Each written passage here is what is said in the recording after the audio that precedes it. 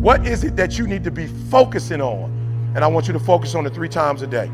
You got to get focused, man. You got to understand that this hard time that you're going through is everything you're going through is preparing you for what you ask God for. Every trial and tribulation you go through prepares you for the life God has for you. There are many people who believe because of where they're born, because of the area where they are in life and where they find themselves, that's all they know. Given my circumstances, ladies and gentlemen, I shouldn't be doing what I'm doing right now. See, I know something about you, even not knowing you, that you've got greatness within you. You have the ability to do things that you can't even begin to imagine. You have talents and skills in you that you haven't even begun to reach for yet. No one could have convinced me, given my circumstances, given my background, that I would be doing what I'm doing right now. I was born in Liberty City on a floor on 62nd Street, a twin brother and me.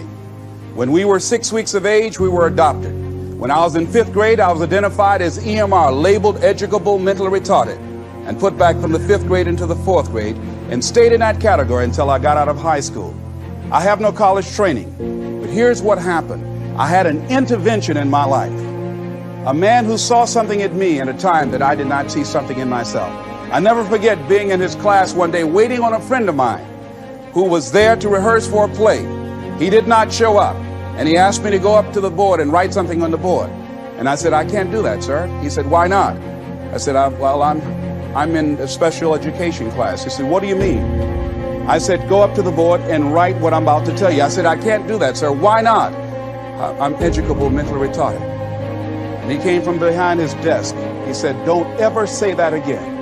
Someone's opinion of you does not have to become your reality." And that changed my life. It was Oliver Wendell Holmes who said that once a person's mind is expanded with an idea or a concept, it can never be satisfied to going back to where it was. So some of you are going to experience a breakthrough. Some of you are going to go back and look at your dreams and brush them off. Some of you are going to begin to look at yourself and say, "Hey, look here, I know I have not done all that I can do." Whatever goal that you have in mind, I want that to be a goal that will challenge you, something that will make you stretch. It was Osborne who said, unless you attempt to do something beyond that which you've already mastered, you will never grow. What is it that you looked at some point in time and you decided that you couldn't do it, that you talk yourself out of it? Whatever it is, bring it back out there. How you're going to do it, that will come to you in due time. So you don't get in life what you want, ladies and gentlemen. You get in life what you are, not what you want. And see, the good news is that we can always become more by working to develop ourselves. So the first process of making this your decade, you've got to begin to take a look at your life and look at where are you right now? What are your strengths? What are your weaknesses? What gives your life a sense of fulfillment, a sense of joy? What does a full, rich life means to you? What is it that you could love doing 7 days a week that'll bring a smile to your face? Think about that. In all the areas of your life, your professional life, your personal life, your family life, your spiritual life, what is it that you'd like to have? Once you begin to determine that, that takes you to the next step. And that is, once you decide what it is that you want, now you've got to decide that you deserve that. Repeat after me, please. I deserve the best that life has to offer. I deserve to find my purpose in life. Shake somebody's hand on your right and left and say, find your purpose.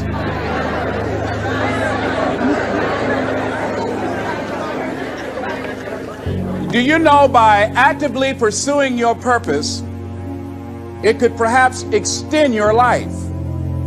The number one killer in this country of all the diseases we have, heart disease. It's the number one killer. And if you ask most people, when is it that the majority of people have their first major heart attack?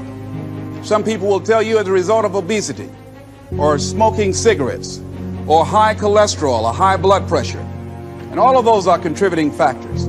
However, the truth of the matter is that most people don't realize that the majority of people suffer their first major heart attack on Monday morning between 8 a.m. and 9 a.m. People getting ready to go to jobs that they don't like, jobs that are making them sick.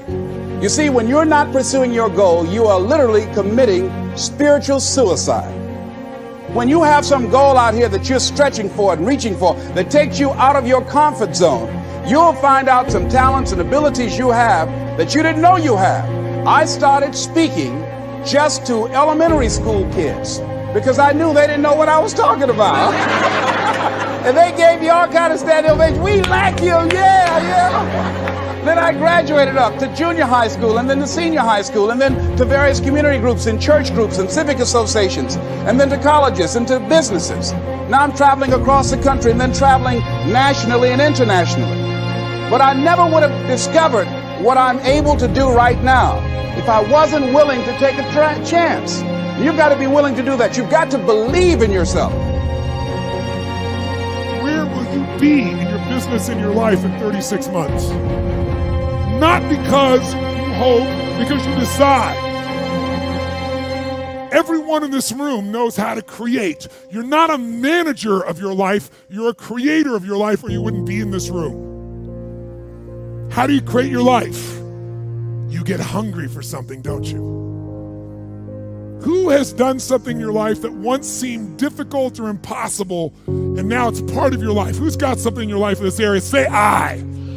How did you do it? You created it 3 ways. Number 1, you decided there's something you wanted so bad that you unleashed all your desire. You became obsessed with it. If it was a business or a car or a relationship or a transformation in your body, if there's something you once envisioned and now it's real, it's because you didn't just envision it, you brought so much emotion to it that now it's in your life. It was once a dream, it was once a goal, and now it's in your life. How many have something like that in your life now? Say I. You may take it for granted now, hopefully not, but it was once just a vision. It may have seemed impossible at one time. So how did you do it? You started with a concrete vision of what you wanted and you focused on it continuously, didn't you? Wherever focus goes, energy flows. You envisioned something, you got clear about it, and then you started thinking about all the reasons why you wanted it. You got excited about it. Said, this is what's next for me now. I want this. You may have dreamed about it, thought about it, talked about it. But when you focus on something continuously, something magical happens. You get insights, don't you? You overhear a conversation and you hear something you wouldn't have heard if you didn't have that outcome or goal that you wanted so badly. Do you realize that every day you thought you wasn't gonna make it? Do you remember them days where you thought it was absolutely unbearable and you thought you wasn't gonna endure that one? Do you know that your survival rate for every last one of them bad days is 100%?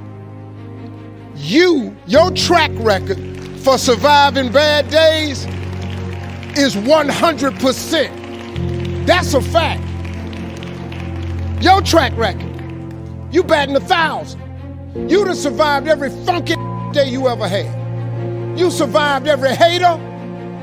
You survived all the evictions. You survived the firings. You survived all the tell you no, we ain't hiring. You survived all the trouble you ever been in. Your survival rate is 100%. 100%. When you jump, your parachute not gonna open right away. The problem with jumping is every successful person I know has jumped. When you jump, it allows your parachute to open and you to sail through life within your gift. But when you first jump, your parachute don't open right away. That ain't how it works. If it opened right away, everybody would jump. When you first jump, you're in an uncontrollable fall. It's almost like you're spinning out of control. But you gotta stay with the jump because eventually God will put the necessary air up under your parachute and you'll be in the air like you're supposed to. But you're just going through the process. Like I tell my kids all the time, it take a long time to make a lot of money. See, my kids look at me and they be talking about, well, Dad, you ain't got no degree, you didn't finish school. Why I got to go to school? Well, first of all, you don't have no jokes. Let's start there. And my kids don't understand the process. See, they just see me now. They didn't know I flunked out of school. They don't care nothing about the third marriage I'm on. They don't know that I lost everything twice. They wasn't around when I was homeless and I lived in the car for 3 years. They didn't see the process. What most people do is to give up before God give you the gift. See, when you ask God for something, he boxes it up and he ships it immediately. But you have to remain on Faith Street in order to receive the gift. The problem is when God boxes up the gift and he ship it to you, he never gives you the date that the package is going to arrive. He'll never tell you that. Most people move off Faith Street before the package get there. You can't move over on the I Doubt It Boulevard. He don't ship packages to I Doubt It Boulevard. He only ship packages to Faith Street. You can't get over there on I Don't See How Circle. He don't ship nothing to I Don't See How Circle. So when you move out of faith, the package got to go back to sender. That's what happens. So you have to stay. You have to stay in the process and complete the fall. You're going to get cut up on the rocks. You're going to get your skin toe up. You're going to lose loved ones along the way. You're going to lose friendships along the way. You might lose your car, your job along the way. You might lose your house. But trust and believe that God got you. Name one time he ain't ever had you. That God I serve that done this for me, he'll do the same thing for you.